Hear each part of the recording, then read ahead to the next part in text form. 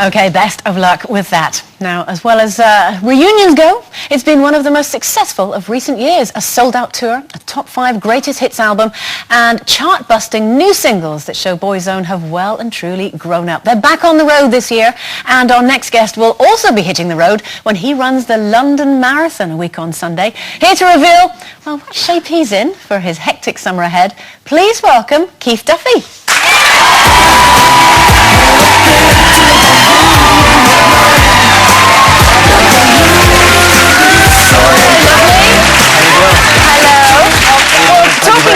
Of being in good shape, you look in good shape, but how are you all set for the marathon? Yeah, well, nearly there. I haven't trained as much as I would have liked to. Been busy, but we'll get over that line somehow or another. How many miles have you done so far? What's your furthest? About 14.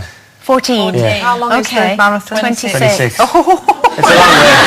Oh, it's a long way. And I forgot how long it was because I did the marathon in New York a few years ago and I swore I'd never do it again. You know, even if you get in your car and just hit that button that makes everything go to 0 and just drive for 26 miles, like. Oh, it's just, it's madness. Get lost. It's just madness. It is, yeah. It is. It is, but I'm doing it for a purpose, you know. I'm trying to, you know, making money for the charity is one thing, but creating awareness is another. And awareness of autism is something that we all need to kind of pay attention to. Is it the National Autistic Society that you're running it for? It is indeed, yeah. And I've been working for a charity in Ireland for the past 7 years called the Irish Autism Action. And I've been involved in various ways, but basically a lot of children with autism at the moment are not getting a diagnosis, and if they don't get the diagnosis, they can't get the appropriate intervention at the right stage of their life, and if that goes on too long, you know, the future of the child can be jeopardised. So which you know personally, of course. Yeah, well, my little girl has autism, and at the time of her diagnosis, at the time we thought she might have been deaf because she wasn't responding like a typical child would, and we found out that she wasn't deaf and the problem was more significant, and it was autism, and there was absolutely no services available to us at the time, and you know, generally parents kind of one goes into denial and the other one tries to do something, and it's an awful time. But if the appropriate intervention is put into place at the right time, at the right stage of the child's life, the future is a much better place for them. It's a much brighter place for them, and they can even go on to survive in our society, hold down a job. And the other side of the coin is, you know, depending on the severity, some of these children can end up in residential care, you know, and even at times sedated to a chair because they don't know what to do with them. Sure. And it's shocking in this day and age that we're doing that to these children. There is much more awareness around now, and children are being diagnosed earlier than previously. It's coming around, but it's awareness of it. It's, you know, there's an ignorance out there. People look at Rain Man and think they know what autism is. That's a very bad example of it, you know. Autism is something that affects a child, language delay, social interactivity, academic skills, motor skills, and it affects each individual child completely different. But there is a form of education. There is a few different forms of education, but one called Applied Behavioural Analysis, ABA. It's a one-to-one teaching program, and the difference that it makes to a child's life and indeed to a family's life is absolutely amazing. You mentioned that, Keith, because I have friends who have children who are autistic to various levels, and I know what a strain that puts on them as a couple. How have you and your wife coped with it all? Well, there's a saying that goes, you know, children with autism tend to spend time alone. You know, adults shouldn't have to, or parents shouldn't have to. And it was very, very difficult. Now, I kind of, like I said, threw myself into it at the time because the frustration level was killing me that I couldn't find anywhere to educate my child. Or everybody was telling me that early intervention is essential for the future of the child. We did manage to get early intervention in the form of a brown paper bag and a few quid inside it, because that's the only way we could avail of it. But we did manage to get the appropriate education put in place for my daughter, and her change and her progression was miraculous. She's fantastic. She will always have autism. Autism is not an illness, it's a disability. There's no cure. All we can try and do is give these children the tools they need to be able to survive in our society, and that's what I've managed to be able to do with my daughter, and that's the message that I'm trying to create for NAS in running the Flora London Marathon. Good for you, Keith. Good for you. For the time, because there's a bit of competition, a bit of tension between you and Ronan, isn't there, on that score? Ronan would have a much more physical, athletic kind of body.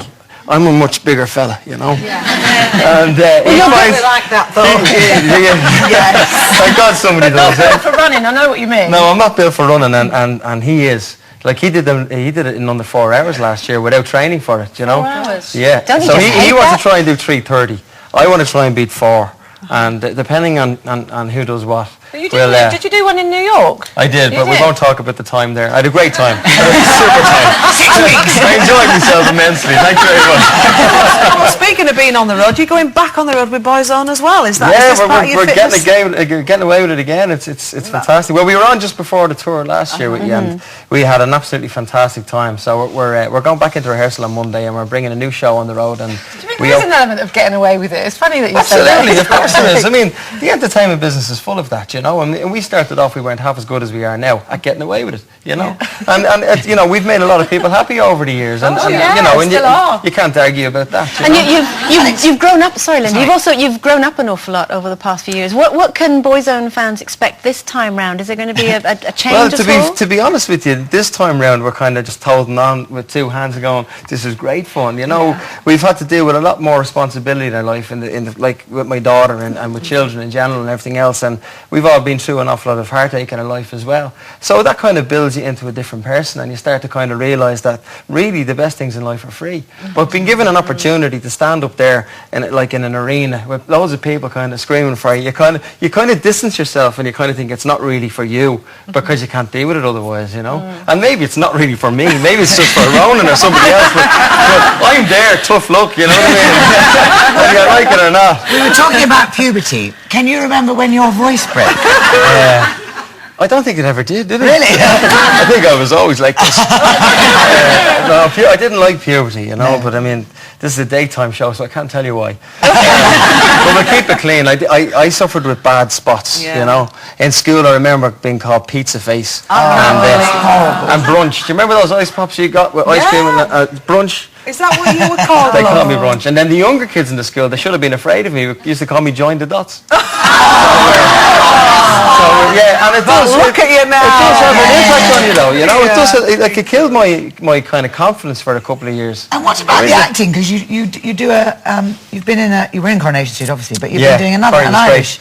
I was in a show called Fair City for a couple of months, which was great. Do you find people nowadays it's easier to go from boy band or man band or whatever? Thank you very much. Well, you've grown up now, as I keep saying, you know. To acting, people take you seriously, or do you find? Well, I think you'll be found out quick enough, you know, if you can do it or not. And it was something that I've been through a lot of emotions in my life, and I think just being able to reapply an emotion to a character really helps you out and helps you be believable. Corrie were great to me. Corrie gave me an opportunity to go out there. I was slow to start. I'll be the first to admit that. But when I got into the role and I kind of figured out who Kieran McCarthy was, I had a great time with him. Yeah. And I mean, every time I'm in the UK now, people stop me on the street and go, "When are you going back to Corrie?" You know, and I'd love to go back, you know. It's September on the 9th. And don't you worry about those cheers, Keith. They're very much for you as well. Now, the tour kicks off in May, and also, if you want more details about Keith's marathon run and all this sort of stuff, it's on our website. But for now, Keith, I have to say before I go, I've got to get me plug in, ladies. Go on. There's a website called justgiving.com/Keith Duffy. The minimum donation's £2. Where's the camera? Please help me. I have a target that I want to reach, and it'd be great if you could help me out. Thanks very much. Lovely. Keith Duffy, everyone.